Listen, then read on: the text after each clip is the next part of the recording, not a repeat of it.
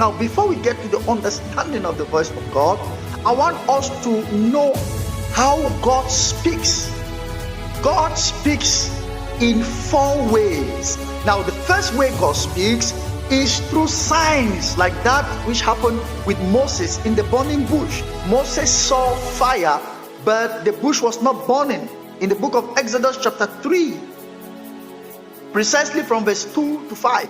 So Moses saw fire in the bush, but the bush was not burning. So that was a sign. So that was God speaking. When you read down, you see, after the fire, then the voice of God came in. God spoke to Moses. Now, the second way God speaks is through visions, like what happened with Joseph in the book of Genesis chapter 37 verse 5. Joseph had a dream which he told his brothers. It was a dream, it was a vision. Now, the third way that God speaks is through sounds. God speaks through sounds, like that which happened with Abraham. The book of Genesis chapter number 22 verse 12. And Abraham heard the voice of God. God spoke to Abraham, do not lay your hands on that child. That was an audible voice. God spoke to Abraham. That was through sound.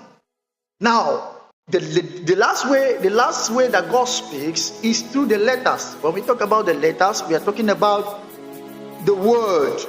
When we talk about the word, we are talking about the law, the promises, the testimonies, and the history. So God speaks through his word. It is the combination of these 4 methods that make up the prophecy. Okay? That make up the prophecy.